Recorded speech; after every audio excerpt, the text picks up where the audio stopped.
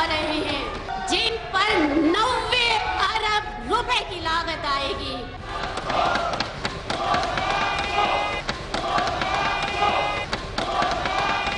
4 hydel power project शुरू किए हैं। मंडी मवेशियों पर आयत करदा फीस का खात्मा कर दिया गया है।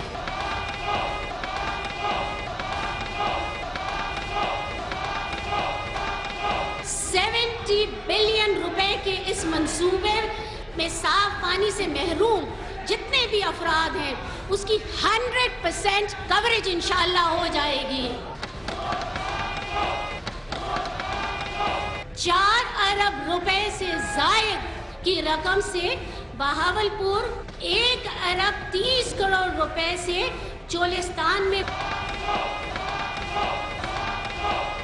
मुझे खुशी है कि हमारी हुकूमत का बजट एक अवाम दोस्त, मुतवाज़िन और तरक्कियाती बजट है।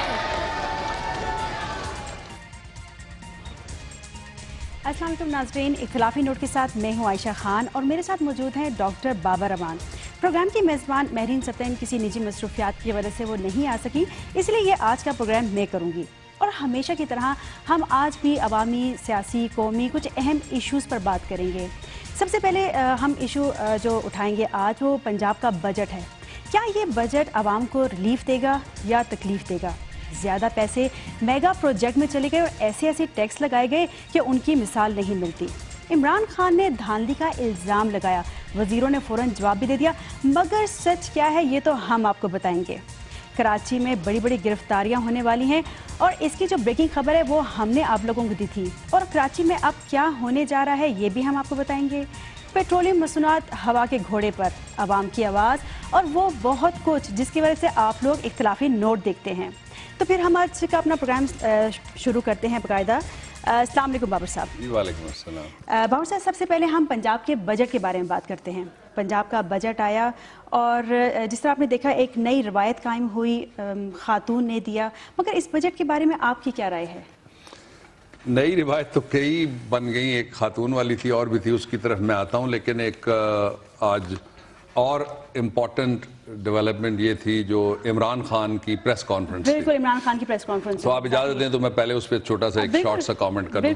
अच्छा, मैं शुरू में ही बताना चाहता हूँ दुनिया के नाजरीन और इख्तिलाफी नोट देखने वालों को कि इतवार के दिन हम एक बहुत गहरा कंपैरेटिव एनालिसिस ला रहे हैं। हमारे पास कुछ एक्सक्लूसिव मालूमात हैं जिनके ऊपर कि इमरान खान ठीक कह रहे हैं और हुकूमत ठीक कह रही है। ये फैसला आवाम को करने में आसानी होगी और धांधली कमीशन के अंदर क्या होने जा रहा है ये फैसला करने में भी लोगों को आसानी हो जाएगी। ये इतवार को हम बात करेंगे।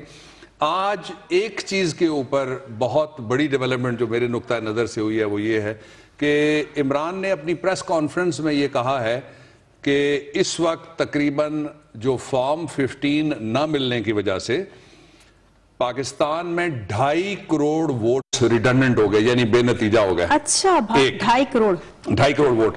अच्छा, और उन्होंने कहा ये कि 70 में से जो 56 है हजार पोलिंग स्टेशन उनके ऊपर 15 फॉर्म नहीं मिला। आज तक हुकूमत ये कहती आई है कि पीटीआई ड्रामा कर रही है, पीटीआई गलत बयानी कर रही है और पीटीआई फॉर्म 15 के बारे में उसका मौक़िफ़ दुरुस्त नहीं है, हुकूमत कहती आई है। ठीक है, लेकिन आज जो वजीर सरकारी इत्तलात हैं और साथ में कहता हूं तो गलत नशरियात, उन्होंने तस्लीम किया है। हम आपको जो परसों की बातचीत होगी उसमें आपको हम वीडियोस भी दिखाएंगे। उन्होंने तस्लीम कर लिया है, वो उनका इल्जाम ये है कि 44 पॉइंट समथिंग जो हल्के हैं 44% उस पे पीटीआई वालों के फॉर्म भी मौजूद नहीं है। लेकिन पीटीआई के फॉर्म भी मौजूद नहीं। इसका मतलब क्या हुआ? फॉर्म 15 मौजूद नहीं है ना जी। तो जो इल्जाम लगाया जा रहा था धरने में, जो इल्जाम लगाया जा रहा था प्रेस कॉन्फ्रेंस में, जो इल्जाम लगाया जा रहा था धांधली कमीशन में, जो इल्जाम लगाया जा रहा था मीडिया में, जो इल्जाम लगाया जा रहा था अदालत में, वो तो खुद ही साबित हो गया, खुद मान लिया। आज उन्होंने उसका इतराफ कर लिया। ये एक बड़ी डेवलपमेंट थी, मैंने इसलिए सोचा कि पहले मैं ये कौम के साथ शेयर करूं। अब आ जाइए बजट पे। अच्छा, बजट के आपने एक अच्छी बात की, आप खातून हैं, کہ فرسٹ ٹائم کسی خاتون نے پیش کیا ہے, دیکھیں نا یہ ایک اچھی روایت ہے, لیٹ اس ایڈمٹ اٹ, لیکن اس میں ہمارا بھی کریڈٹ ہے. ہم 2 سال سے اس گورنمنٹ کے پیچھے سوٹا تو لے کے نہیں لگ سکتے, لیکن ہم مائک لے کے لگے ہوئے تھے اور یہ پروگرام لے کے لگے ہوئے تھے کہ خواتین 52% ہیں, ان کو آپ شامل کریں کابینہ میں, اور شامل ہو گئی خاتون. چلیے خاتون کی حد تک تو یہ مبارکباد والی بات ہوگی.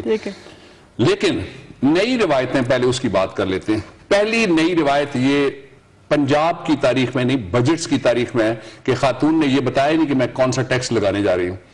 اب اگر کوئی ٹیکس بجٹ سپیچ میں نہیں آیا تو ایک کانسٹیٹیوشنل سوال اس سے پیدا ہوتا ہے کہ اگر وہ ٹیکس جو آپ نے بتایا نہیں بجٹ سپیچ میں, which is not part of the document جو آپ کی بجٹ سپیچ ہے, وہ میرے سامنے نہیں ہے, لیکن آپ کی سپیچ میں وہ نہیں آیا, تو اس کی پھر قانونی حیثیت جو فلور پہ آپ نے نہیں کہا کیا ہو جاتی ہے. ایک اس لیے کہ آپ کو یہ جو بجٹ ہے یہ فائننس بل ہوتا ہے جو لے کرنا پڑتا ہے, یعنی یہ پورا مالیاتی بل ہے جو لے کیا جاتا ہے پارلیمنٹ کے سامنے. یہ نئی روایت ہے, بالکل میری نالج میں اس سے پہلے ایسی کوئی روایت نہیں آئی. ایک اور روایت نئی آ گئی, وہ یہ ہے کہ اپوزیشن کو بجٹ کے بارے میں ٹیکسز کا پتہ ہی نہیں تھا, اس لیے اپوزیشن اس پہ کیا تبصرہ کرے گی. لیکن ایک بات میں کہوں گا, جو مرکز میں جس طرح کی اپوزیشن ہے, پارٹیاں تو تقریباً وہی ہیں, لیکن پنجاب میں آج انہوں نے اپوزیشن ہونے کا ثبوت دیا ہے اور اپنی موجودگی ظاہر کیا ہے. جس طرح بابر صاحب نے شور مچاتے رہے ہیں پورے اس پنجاب کی اپوزیشن کو شاباش. ظاہر ہے غلط بیانی ہو تو شور مچانا چاہیے, غلط طریقہ ہو تو شور مچانا چاہیے, غلط روایت ہو تو شور مچانا چاہیے. اور جو لوگ شور نہیں مچاتے وہ مردہ قوم ہے پھر, جو شور نہیں مچا سکتی, جو بول نہیں سکتی, کھڑی نہیں ہو سکتی, بات نہیں اپنی کر سکتی. اچھا ایک روایت یہ آگئی. ایک اور روایت یہ آئی ہے کہ جس ٹائپ کے ٹیکسز لگے ہیں, میں تو حیران ہو گیا ہوں. اب جس کے پاس کیمرہ ہے اس کے اوپر ٹیکس لگ گیا, وہ ایک امیر آدمی انہوں نے ڈھونڈ لیا ہے. وہ کہتے ہیں جی کہ جو شادی کی محلے میں جس کی دکان ہوتی ہے نا سبزی کے ساتھ, اس نے کیمرہ رکھا ہوتا ہے اور شادی کی وہ ویڈیو کی فلم بھی بنا رہا ہوتا ہے, اس کے اوپر بھی ٹیکس لگ گیا. اور جن کے بال گر گئے, اب مجھے نہیں پتا کہ یہ خواتین پہ بھی لاگو ہوگا ٹیکس یا نہیں ہوگا, یا ان پہ بھی لاگو ہوگا کہ نہیں ہوگا جنہوں نے بال پہلے ہی لگوا لیے ہیں. یہ تو بڑا ایک عجیب سا ٹیکس نہیں ہے.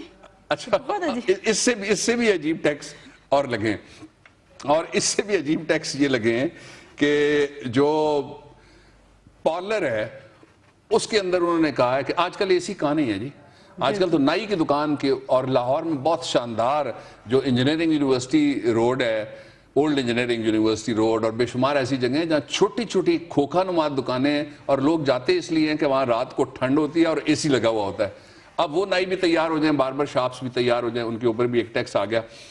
روایت جو توڑی ہے پنجاب والوں نے, وہ اس نے مجھے بڑا امپریس کیا ہے. وہ یہ ہے کہ ان کو کسی جگہ کھربوں روپے سے بننے والے جو پلازے ہیں وہ نظر نہیں آئے, کھربوں روپے سے بننے والے جو لینڈ کے پروجیکٹ ہیں وہ ان کو نظر کوئی نہیں آئے. انہوں نے جو ٹیکس لگایا ہے آپ دیکھ لیجئے کس پہ لگایا ہے. بابر صاحب ایک بات, جب میں ان کی پوری تقریر سن رہی تھی, بجٹ کے دوران تو انہوں نے کوئی ٹیکسز کا ذکر نہیں کیا, اور بعد میں پتہ لگا یہ ٹیکس وہ ٹیکس یہ ٹیکس. تو یہ بھی نئی روایت ہے نا. بجٹ کے دوران تو انہوں نے تالیاں بجانی تھی, صرف ڈیسک بجانے تھے جن کی ڈیوٹی لگی ہوئی تھی کہ تم نے سب سے اونچا بجانا ہے, تم نے اس سے بھی اونچا بجانا ہے. تو اپوزیشن اچھا کام کر رہی تھی, شور مچا رہی تھی. نہیں, اپوزیشن کا کام ہے اپوزیشن کرنا. لفظ اپوزیشن کا مطلب ہی اختلافی نوٹ ہے. اگر وہ نہیں ہوگا تو اس کا مطلب تو یہ ہوا نا کہ سارے پھر مردے ہیں, وہ سارے سوئے ہوئے ہیں, بے جان لوگ ہیں.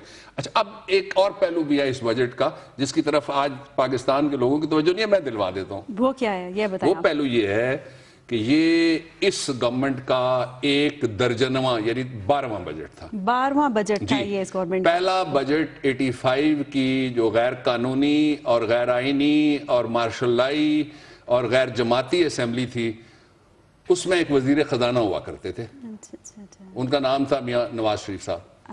پہلا بجٹ وہ لے کے آئے تھے.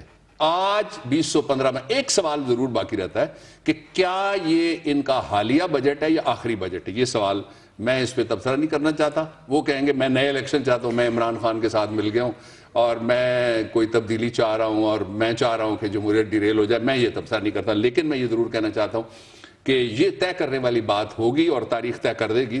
تھوڑا سا ٹائم رہ گیا. اچھا اب یہ جو بجٹ آتے رہے اس کا اگر آپ اجازت دیں تو میں تھوڑا سا ایک بیک ڈراپ اس کا ہسٹری کس طرح سے چلتی ہے. جی ضرور آپ بتائیں, پھر اس کے بعد میں نے آپ سے ایک کوسچن بھی کرنا ہے, عوامی کوسچن ہے بھائی. ضرور آپ کوشچن بے شک چاہیں تو پہلے کر لیں، لیکن میں آپ اجازت دیں تو میں پہلے بات کر لیتا ہوں. ویسے تو لیڈیز فرسٹ، آپ سوال کر لیجئے. نہیں میرا یہ تھا کہ دیکھیں جو ٹیکس لگ گیا یہ لوگ، ایک عام عوام، ایک گھریلو خاتون کہہ رہی ہے پیاز ٹماٹر گھی یہ ان پہ کیا ہوا ہے؟ مہنگے ہوئے ہیں، سستے ہوئے ہیں، عوام کو کیا مل رہا ہے؟ سارا مہنگا ہو گیا. میں آپ کو وہ ٹیکس بھی بتا دیتا ہوں. آپ نے بہت زبردست سوال کیا ہے. سارے مہنگے اس طرح سے ہو گئے کہ پاکستان کی تاریخ میں 2 نئی روایتیں اور آ گئیں. ایک تو یہ ہے کہ جو CAA سول ایویشن اتھارٹی ہے، PIA یہ وفاقی ادارہ ہے، اس میں وفاق صرف کوئی ٹیکس لاگو کر سکتی ہے. اب تو یہ ہو گیا ہے کہ آپ اگر لاہور ایئرپورٹ سے کسی جہاز پہ بیٹھیں گے تو آپ کو 10% ٹیکس دینا پڑے گا. آپ ٹیکس بچانا چاہتے ہیں آپ پنڈی آ جائیں، اسلام آباد سے بیٹھ جائیں. لیکن اگر انہوں نے کہا کہ پنڈی والا بھی چکلالے میں، اور چکلالہ چونکہ یونین کونسل چکلالہ ہے ایک کنٹونمنٹ بورڈ کی، وہ کنٹونمنٹ بورڈ پنجاب کے اندر ہے، اس لیے پھر آپ پشاور جا کے بیٹھیں، پھر آپ کراچی جا کے بیٹھیں. یہ پہلی دفعہ ہوا ہے کہ کسی صوبے نے PIA کے ٹکٹ کے اوپر، PIA کے مسافر کے اوپر، PIA کے سامان کے اوپر، حج کے اوپر، عمرہ کے اوپر. حاجی تیار ہو جائیں پنجاب سے جو جائیں گے، ٹکٹ آپ لیں گے آپ کو ٹیکس دینا پڑے گا. جو عمرہ کرنے جا رہے ہیں وہ تیار ہو جائیں، جو زیارتیں کرنے جاتے ہیں مختلف اپنے اپنے خیال کے لوگ ہیں مختلف جگہ پہ، وہ تیار ہو جائیں. جو طالب علم جاتا ہے، جو پنجاب سے طالب علم جائے گا اس کو بھی وہ ٹیکس دینا پڑے گا. اب یہ نیا ٹیکس آ گیا. اس کا ایک ٹرکل ڈاؤن ایفیکٹ ہوتا ہے اور ایک ڈومینو ایفیکٹ ہوتا ہے، سنو بال. یعنی جب ایک چیز جس طرح برف کا تودا چلتا ہے نا تو ساری جگہ اس کا اثر جا کے پہنچتا ہے. موسمیاتی تبدیلیاں بھی آ جاتی ہیں، بارشیں بھی اسی سے ہو جاتی ہیں، سیلاب بھی آ جاتے ہیں گرمیوں میں کئی جگہ پہ. یہ ہوا ہے. اچھا اس کے علاوہ انہوں نے ایک اور ٹیکس لگا دیا. وہ کون سا ہے؟ وہ سیلز ٹیکس. پورے پاکستان میں پہلے وفاق لگاتا تھا، وفاق پھر اس کو جمع کرتا تھا. یہ اسحاق ڈار صاحب اس وقت وزیر نہیں تھے جب گورنمنٹ تھی پیپلز پارٹی کی، اور یہ اسحاق ڈار صاحب آپ کو یاد ہے کتنا اونچا بولا کرتے تھے سیلز ٹیکس کے خلاف. آپ کو یاد ہے چودھری نثار صاحب کتنی اچھی تقریر اور لمبی تقریر کرتے تھے سیلز ٹیکس کے خلاف. آپ کو یاد ہے کراچی پورا کسی نے بند کروایا تھا. آج سارے خاموش ہیں، مجھے نہیں پتا کہ کس طرح کا مکایا اور کیا کیا لیا جا رہا ہے، کیا کیا دیا جا رہا ہے. اور اس کو میں مفاہمت کہوں یا اس کو میں قوم کے لیے ذلت کا سامان کہوں. اچھا اب آپ اس ٹیکس پہ آ جائیے کہ جنرل سیلز ٹیکس بھی لگا دیا گیا. اس کو فلیٹ ریٹ ٹیکس، ایک نام بڑے خوبصورت انہوں نے رکھے نا جس طرح سے. نام کیا ہے اس کا؟ یہ فلیٹ ٹیکس ہوگا. فلیٹ ٹیکس ہوگا کہ جو بھی بکے گا اس پہ آپ کئی ٹیکس جو پہلے دے رہی ہیں اور ایک سیلز ٹیکس جو فیڈرل گورنمنٹ کا عائد کردہ ہے. اسی کو تو کہتے ہیں بڑی حکومت. تو بڑی حکومت، چھوٹی حکومت سبحان اللہ. میں میاں نہیں کہہ رہا جان. بالکل صحیح کہہ رہے ہیں آپ، بالکل صحیح کہہ رہے ہیں. اچھا اس کے علاوہ ایک اور پہلو بھی ہے اس بجٹ کا جس کی طرف لوگوں کی توجہ جانی چاہیے. میں نے آپ کو بتایا کہ یہ درجنواں بجٹ ہے نون لیگ کا. اب میں آپ کو یہ بتا دیتا ہوں 8واں بجٹ ہے یہ شہباز شریف صاحب کے موجودہ اقتدار کا. ویسے تو یہ 33-34 سال سے یعنی پنجاب میں اتنا اقتدار کسی اور کو کبھی بھی نہیں ملا جو ان کے پاس رہا ہے. اس میں ہوا کیا جی؟ آج خاتون جب کہہ رہی تھی تو مجھے بڑا اچھا لگا. اس نے کہا کہ پنجاب میں پانی کی کمی کو ہم پورا کر دیں گے سارا. میڈم آپ یہ بتائیے، حکومت صاحبہ آپ یہ بتا دیجئے، وزیر اعلیٰ مجھے یہ بتا دیں، پنجاب کی کابینہ یہ بتا دے، پنجاب کی اسمبلی یہ بتا دے کہ پنجاب میں پانی کا مسئلہ تو 3 طرح کا ہے. پہلا مسئلہ ہے کالا باغ ڈیم. اس کے اوپر آپ نے نہ کوئی بجٹ رکھا، نہ آپ نے کوئی بات کی، نہ آپ نے کہا ہم لوگوں سے گفتگو کریں گے. وہ مفاہمت جو اختیار اور اقتدار کے لیے، وہ پنجاب کے عوام کے لیے، پنجاب کے کسان کے لیے، پنجاب کے زرعی مزدور کے لیے تو نہیں ہوئی نا. پھر بالکل نہیں. دوسرا، پنجاب کے 5 دریا تھے جن میں سے صرف 3 رہ گئے. اس میں سے بھی لوگ کہتے ہیں 2 تو نالے ہی بچے ہیں. 1 دریا بچا ہے اور ستلج اور بیاس تو سوکھ گئے. اس کی جو بیڈ ہیں ان کے اندر آبادیاں بننا شروع ہو گئی. میں اپنی آنکھوں سے دیکھ کے آیا ہوں، سرائکی علاقے میں گیا ہوا تھا. لیکن ڈاکٹر بابر صاحب سوری آپ کو، ایک موسم آتا ہے جب بہت زیادہ پانی آ جاتا ہے پنجاب میں، جب سیلاب کا، وہ تو آپ کے محلے میں بھی آتا ہے، وہ تو میرے محلے میں بھی آ جاتا ہے. تو اس کے لیے کوئی ٹیکس پیسے وغیرہ نہیں رکھے گئے؟ اچھا نہیں، اس کے آپ وہ جو کہہ رہی ہیں وہ اس کو تھوڑا ٹیکنیکلی بیان کر دیتے ہیں. آپ یہ کہہ رہی ہیں کہ جو پانی آتا ہے قدرتی طور پہ اس کو ریزروائرز میں، پانی کے ذخیروں میں، آپ یہی کہہ رہی ہیں نا. بالکل بالکل. کیوں نہیں تبدیل کیا جاتا؟ اس کے لیے کیوں ہم پیسے رکھیں جی؟ ہم تو میگا پروجیکٹ کے لیے پیسے رکھیں گے. اب ایک اور پانی بھی ہے، وہ پانی وہ ہے جس کو کہتے ہیں پانی کر گئی مجھ کو کلندر کی یہ بات. اچھا وہ پانی ہو جاتے ہیں لوگ جب اس پانی کا ذکر آتا ہے جو نلکوں میں نہیں آتا. بالکل. पंजाब में अब इस बजट पे आखिरी एक तबसरा करते हैं और फिर एक बहुत इंपॉर्टेंट इशू है कराची के अंदर 230 अरब किसकी जेब में गए उसके ऊपर बिल्कुल उससे बात करेंगे, लेकिन उससे पहले हम आखिरी बात कर देते हैं जो पंजाब का बजट, इसको हम पढ़ेंगे। अभी तो हमारे पास बजट ही नहीं था ना जी, ये तो मीडिया के साथ ज्यादती की गई, ये तो आइन की खिलाफ वर्जी की गई, फ्रीडम ऑफ एक्सप्रेशन के साथ भी धोखा किया गया, ये तो तौहीन हुई पंजाब की पार्लियामेंट और पंजाब के अवाम की, और कोई बोलने वाला नहीं है। लेकिन ऑपोजिशन बोली है, इसलिए आज के दिन के लिए ऑपोजिशन को शाबाश। आप देखते हैं कल कितना वो बोलती है अगले इजलास में। अच्छा, अब ये बजट 8वां बजट है। इस बजट को दो तरह से डिफेंड किया जाएगा। एक ये कहा जाएगा ये अवामी बजट है, दूसरा कहा जाएगा अवाम दोस्त बजट है। ऑपोजिशन ज़ाहिर है कहेगी अवाम दुश्मन बजट है और ये अमीरों का बजट है। मैं कुछ सवाल जो अवाम के ज़हन में, जैसे आपने कहा ना अवामी सवाल है, मैं सवाल वो पेश कर देता हूँ कौम के सामने। पहला सवाल ये, 8 बजट आए, क्या पीने का पानी लोगों को मिला? नहीं। बिल्कुल नहीं। 8 बजट आए, क्या साफ पानी मिला? नहीं। 8 बजट आए, क्या हेपेटाइटिस से पाक पानी मिला? नहीं। 8 बजट आए, क्या नलकों में पानी आता है या सीटियां बजती हैं नलकों से, मौसीकी निकलती है या बूंदें निकलती हैं? ठीक है। अब एक और सवाल भी है कि 8 बजट आए, क्या पंजाब के अंदर वायलेंस अगेंस्ट वुमेन खत्म हो गया? क्या पंजाब के अंदर कत्लेआम खत्म हो गया?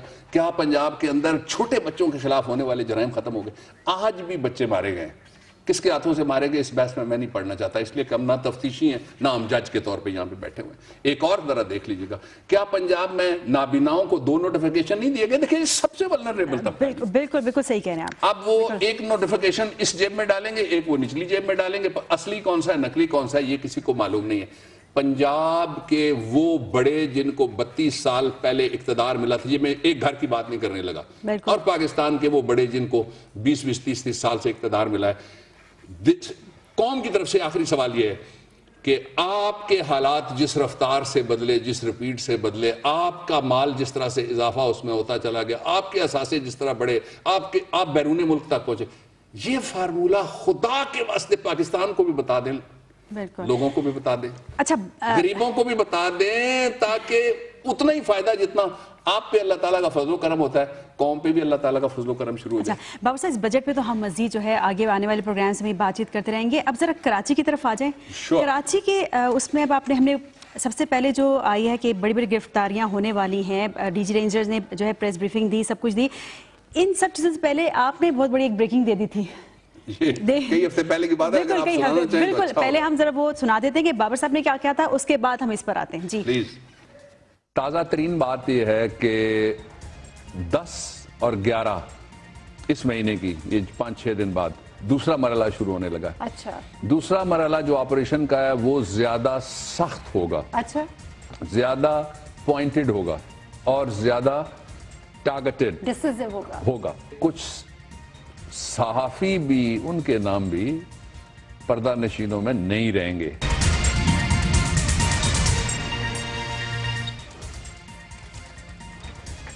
Welcome back. ब्रेक में जाने से पहले हम कराची के अहम इश्यूज पे बात कर रहे थे और बाबर साहब जिस तरह आप बता रहे थे कि जो कराची में बड़ी बड़ी गिरफ्तारियों का जो फाइनल तैयारी है वो हो चुकी है, तो इस बारे में आप मुझे जरा मजीद बताएं। मैं थोड़ी सी डिटेल बता देता हूँ, आपने बिल्कुल दुरुस्त कहा। पहला तो यह है कि जो कराची के हवाले से पाकिस्तान रेंजर्स ने एपेक्स कमेटी में जो रिपोर्ट पेश की है उसके हवाले से कुछ चीज़ें ऐसी हैं जो कौम के सामने आसान लफ्ज़ों में रखना ज़रूरी है, ताकि लोग समझ सकें कि कराची में हो क्या रहा था, जिसको रोकने के लिए अब जो कुछ हो रहा है, यानी गिरफ्तारियां करने का ये मतलब नहीं बड़ा जुल्म होने जा रहा है। कौन लोग हैं जिनकी गिरफ्तारियां और कौन ऐसे अशखास हैं या गिरोह हैं जो पीछे बैठे हुए हैं जिनकी गिरफ्तारियां होने जा रही हैं। अच्छा, 3 तरह के, एक बड़ी इंटरेस्टिंग किस्म की वहाँ पे आई है जुर्म की दुनिया के अंदर, एक इस्तिलाह वो है चाइना कटिंग।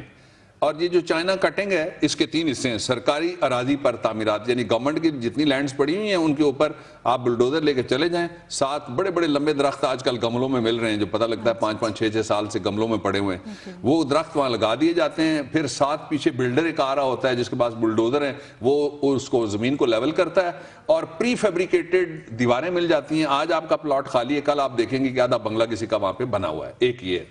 دوسرا ہے سرکاری اراضی پہ قبضہ، کہ جو گورنمنٹ کی لینڈ ہے وہ گورنمنٹ کے لوگ پیسے لیتے ہیں. اسلام آباد کے اندر ریٹ ہے باقاعدہ کہ آپ اگر گورنمنٹ کی زمین بلو ایریا کے اندر، جو بلو ایریا آگے بننا ہے اس کے اندر بھی اگر آپ نے ناجائز کمرہ بنانا ہے اس کے علیحدہ ریٹ ہے، آپ نے اگر مذہبی ادارہ بنانا ہے اس کے علیحدہ ریٹ ہے، اگر آپ نے خدا نخواستہ اللہ کا گھر بنانا ہے، خدا نخواستہ آپ نے کوئی اور جرم کی دنیا کی کوئی چیز کرنی ہے تو اس کے علیحدہ علیحدہ ریٹس ہیں باقاعدہ. آج پنڈی کے ایک سینیٹر چودھری تنویر نے یہ ایشو اٹھایا بھی ہے سینٹ کے اندر، لیکن وزیر جو تھا وہ گول مول کر کے یوں پتلی گلی میں نکل گیا. اور میں نے وہاں جو سینیٹرز نے پوچھا کہ آپ کا شہر ہے تو یہ کیا کہہ رہے ہیں وزیر صاحب، میں نے کہا اس صدی کا لطیفہ سنا کے گئے، ان کو پتہ ہی نہیں ہے کیا ایشو ہے. اور اسی طریقے سے اب جو کراچی کے اندر ایشو سامنے آیا اس کے کچھ حصے یہ میں نے بتایا، دوسرا سرکاری اراضی پہ قبضہ، تیسرا ہے یہ پرائیویٹ پراپرٹیز لوگوں کی جس طرح میں نے کہا اس کے اوپر قبضہ ہے. اب ان کے جو ذیلی یعنی ان کے پیٹ میں سے جو جرائم نکلتے ہیں وہ جرائم کیا ہے اس طرف آ جائیے. نمبر 1 جو زکوٰۃ اور فطرانہ ہے، یہ اب زکوٰۃ کا مہینہ ہے، ویسے بھی میں سب سے درخواست کروں گا کہ اپنا مال مزکی کرنے کے لیے، اس کو پاکیزہ کرنے کے لیے رمضان شریف سے پہلے زکوٰۃ دے دیں. اور شروع کرنے کے لیے رسول محترم صلی اللہ علیہ وآلہ وسلم پر ہماری ازاد جانے قربان، آپ نے فرمایا ابدا بمن تعول، ان سے شروع کرو جو تمہارے اقربا ہیں. اپنے رشتہ داروں میں دیکھیں، خالہ کے گھر دورے تمام دے دیں، چچا کے گھر دورے تمام دے دیں، نہ بچے رشتہ داروں میں پڑوسی دیکھ لیں، پھر علاقہ دیکھ لیں اور پھر باہر جائیں. اچھا اب اس کے اوپر بھی باقاعدہ یہ گن پوائنٹ کے اوپر کہ آپ کا زکوٰۃ یا فطرانہ فلانے کو ملنا چاہیے. اسلامی اس میں بھی ہے. یہ خدا کا کام ہے اور ارکان اسلام میں مداخلت ہے. دوسرا جو انہوں نے بتایا جی وہ یہ ہے کہ یہ قربانی کی کھالیں، ان کے اوپر لڑائی تو لوگوں نے دیکھا کہ گن بیٹلز ہوتی رہی تھی. پھر تیسرا لینڈ گریبنگ ہے. چوتھا یہ ہے ایرانی ڈیزل کی اسمگلنگ ہے.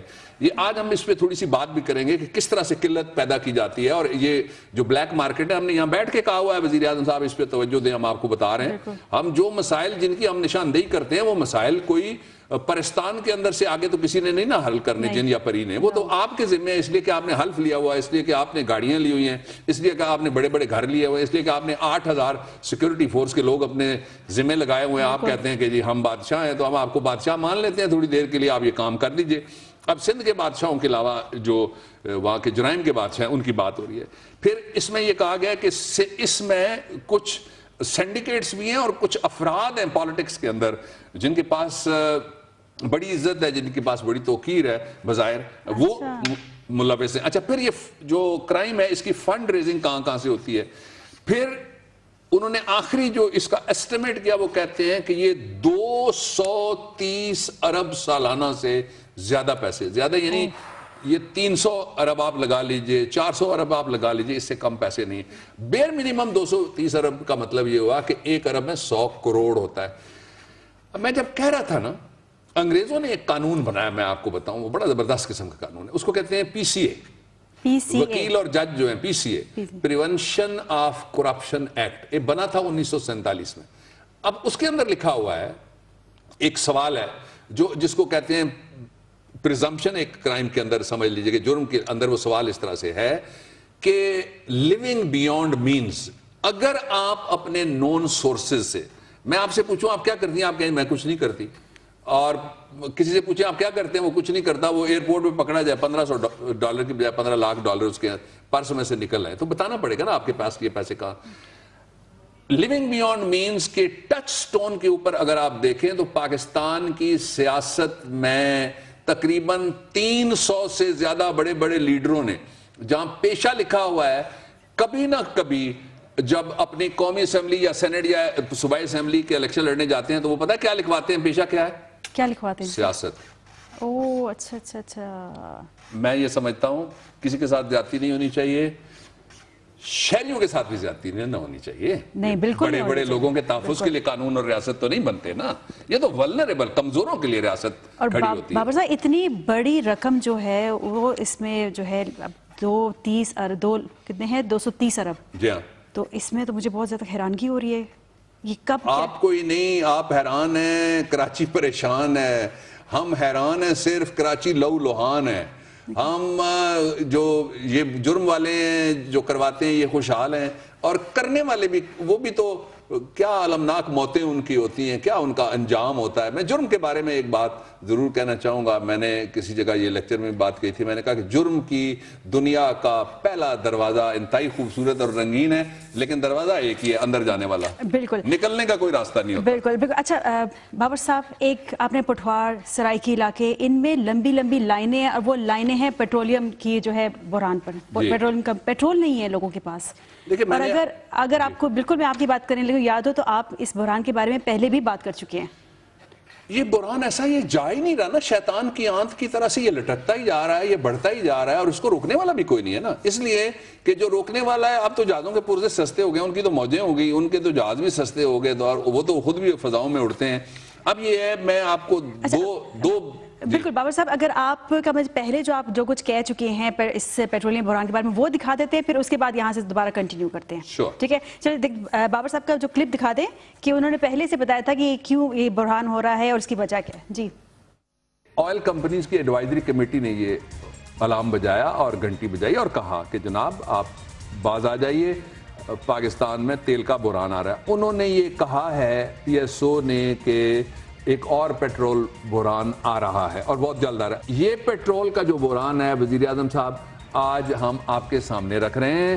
آپ کل ایک میٹنگ کال کر لیجئے. ہم نہیں چاہتے کہ پاکستان کے لیے مشکلات اور ان کا اضافہ کیا جائے. آج ایٹمی پاکستان, اس میں اسٹریٹجک ذخائر ختم ہو گئے, اور حکومت غافل رہی, اور حکومت سوئی رہی. جو بلیک مارکیٹ پیدا ہوئی تیل کی پاکستان میں پہلی دفعہ, اس کا فائدہ کس کو جائے گا؟ پیٹرول بحران سے آگاہی کے باوجود حکمران کیوں سوتے رہے, یہ قوم کو جواب دیں.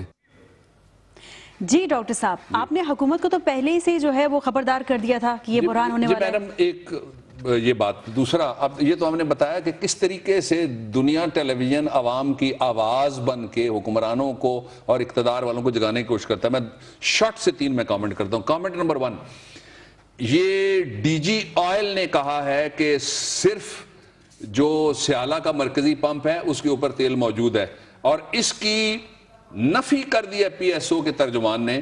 وہ کہتے ہیں کہ بیشتر تیل کمپنیاں, یہ دوسرا ایشو آ گیا, بیشتر تیل کمپنیاں تیل اس وقت منگوا ہی نہیں رہی. یعنی جب تیل منگوا نہیں رہی تو اس کی ظاہر کسر پوری کرنے کے لیے ایرانی آئل ہے نا, جو کوئی ہے نا جو ایرانی آئل بیچنا چاہتا ہے دوبارہ, جس طرح پہلے پنجاب کے ساتھ ظلم ہوا. اور آغاز ہو گیا سرائکی علاقے میں بھی ہے, یہ صورتحال کراچی کے اندرون میں بھی ہے, سندھ میں بھی ہے, یہاں بھی ہے, اور پورے پٹھوار میں بھی ہے. اور تیسرا یہ ہے کہ جو ایک منیمم ذخیرہ کہ آپ کتنے لیٹر رکھیں گے اور کتنے ہزار آپ بیرل رکھیں گے, وہ جو کم از کم تیل جو جس کا آپ کہہ لیں کہ ریزرو میں جو تیل ہوتا ہے وہ ذخیرہ پورا کرنے کے لیے بھی کمپنیاں تیار نہیں ہیں. تو یہ سوال تو پھر پیدا ہوگا نا کہ وزیر تیل جو جس کا 5 انگلیاں اور سر کڑائی میں, وہ کہاں ہے پھر؟ چلیں ایک بریک لے لیتے ہیں. بالکل بابا صاحب ایک بریک لے لیتے ہیں, اس کے بعد ہم جو ہے اسی پر بات کریں گے, پیٹرولیم پر. جی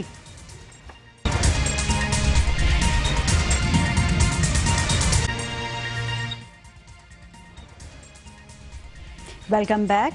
ڈاکٹر صاحب, آج تلاشی گمشدہ میں آج ہم تلاش کریں گے انصاف کے بڑے مندروں کو.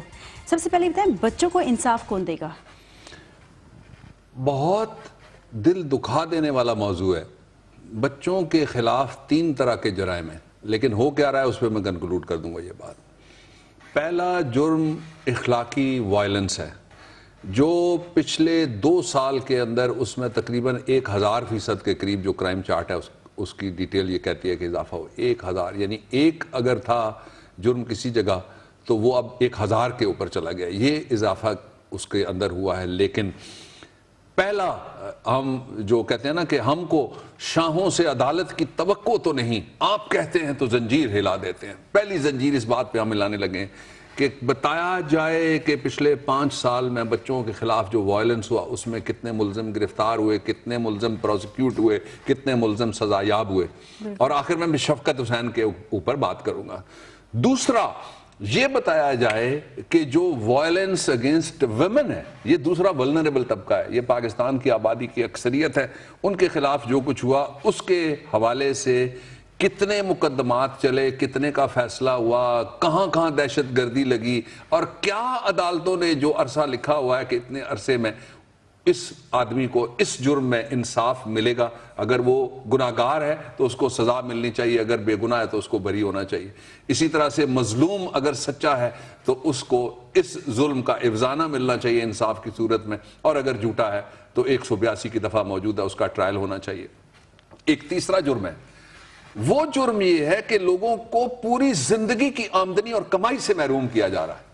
اور سورہ قریش میں بھی اللہ رب العزت نے 2 ذکر کیے ہوئے ہیں کہ بھوک میں کھانا اور جب بدامنی ہو تو اس میں تحفظ اور امن. یہ بڑی بنیادی چیزیں, یہ فنڈامنٹل رائٹس ہیں جو قرآن حکیم میں جن کا ذکر ہے. میں نے سورہ بھی ریفر کر دی.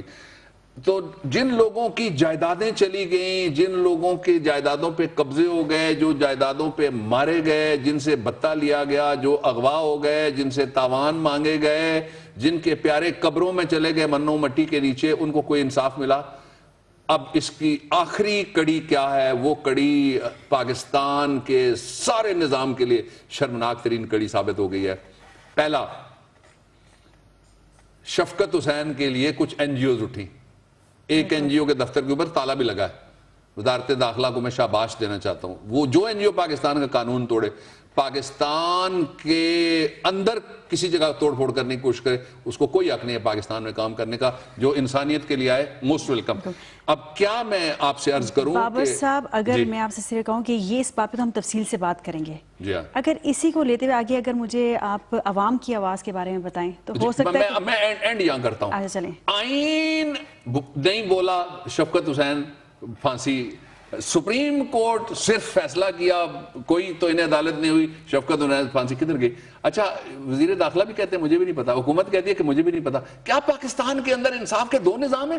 ایک وہ ہے جو این جی اوز کے لیے, ایک وہ ہے جو ڈونرز کے لیے, ایک وہ ہے جو فنڈرز کے لیے, ایک غریب مسکین اور بے آسرا کے لیے عوام کی آواز. بالکل, ٹویٹس کے بارے میں آ جاتے ہیں. جی, عوام کی آواز کے لیے سب سے پہلے ہم شروع کرتے ہیں. جی, ہمایوں خان یہ کہتے ہیں جی کہ سلام, آج آپ کا پروگرام آن ایئر آئے گا, پلیز ہمارے علاقے پنڈی گیپ کے مسائل پر بھی روشنی ڈالیے. پنڈی گیپ سے پنجاب حکومت جیتی ہے ساری سیٹیں تقریباً, توجہ دیجئے. جی, برکت کہتے ہیں سلام سر, میں یہ ٹویٹ لاڑکانہ سے کر رہا ہوں. آپ خورشید جنیجو کو کہیں کہ ہمارے گاؤں شہاب خان گوارڑ میں کوئی ترقیاتی کم نہیں ہوا. جنیجو صاحب, آپ تو بی بی کے بڑے قریبی تھے, تو آپ کو کیا ہو گیا؟ ذرا فوراً پہنچیے گوارڑ اور یہ کام کروائیے جا کے. میں آپ کو فون پہ بھی پوچھوں گا اس کے بارے میں. دوسرا ہے جی اکرم گوندل صاحب کا اگلا سوال ہے, کہتے ہیں ہمارے پاس بلوال سے کوٹ مومن تک 15 کلومیٹر روڈ, پلیز اس کی نیوز دے دیں, شاید 2 ایم این ایز میں سے کسی کو رحم آ جائے. ایک ایم این اے تو وزیر بھی ہے آپ کا. ارشد علی مغل صاحب ہیں, کہتے ہیں سر سی ایم سندھ کے خیرپور کی واپٹا سکارپ کالونی میں مرکزی روڈ 3 سال سے زیر تعمیر ہے, سندھ حکومت کہاں ہے؟ سندھ حکومت جاگ جاؤ, سو جاؤ, جو مرضی کرو, یہ 3 سال والی سڑک تو بنا دو. آپ کو اقتدار میں 8 سال ہو گئے, خدا کا خوف کرو. ایک اور ہیں جی رضوان علی صاحب, کہتے ہیں اسلام سر, نادرا آفسز میں لوگ مہینوں سے چکر لگا رہے ہیں این آئی سی بلاک ہونے کی وجہ سے, شناختی کارڈ یعنی رشوت کے بغیر کوئی سننے والا نہیں ہے.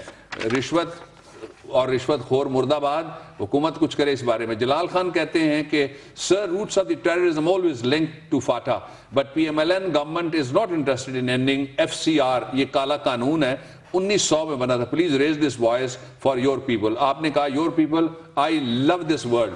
میری وہاں جڑیں ہیں, میرے آبا و اجداد ہیں ادھر, مجھے بہت اچھا لگتا ہے وہ علاقہ. محمد آصف صاحب یہ کہتے ہیں کہ ملیر کے گوٹ کراچی میں رہتے ہوئے گیس کی سہولت سے محروم, آج بھی لکڑیوں پہ کھانا پکایا جاتا ہے. سندھ حکومت کہاں ہے؟ یہ سندھ حکومت اور کراچی کے جو موجودہ اور سابق حکمران ہیں, ان کو وہاں بلائیں کسی وقت اور ان سے کہیں کہ لکڑیاں اپنی اپنی لے کے آئیں, آپ کو کھانا کھلاتے ہیں. ان کی دعوت کریں آپ. چلیں, یہ تو ساری عوام کی رائے ہو گئی. کل تک کے لیے ناظرین مجھے تو میں آپ کو خداحافظ کہتی ہوں, مجھے اجازت دیجیے گا. لیکن بابر صاحب, آپ کی آواز عوام کے نام. ایک جو رہ گیا وہ این ٹی ایس تھا. این ٹی ایس پہ کل بہت بڑی ہم بات کریں گے کھل کے, اور آج کہوں گا مت بولو. ہم سے کہیں کچھ دوست ہمارے, مت بولو. جان اگر پیاری ہے, پیارے مت بولو. حاکم کی تلوار مقدس ہوتی ہے, حاکم کی تلوار کے بارے مت بولو. کہتے ہیں یہ دار و رسن کا موسم ہے, جو بھی جس کی گردن مارے मत बोलो। लोग इल्हाम को भी इल्हाद समझते हैं, जो दिल पे विजदान उतारे, मत बोलो। वो बोलो बस जो भी अमीरे शहर कहे, वो बोलो बस जो भी अमीरे शहर कहे, जो कहते हैं दर्द के मारे, मत बोलो।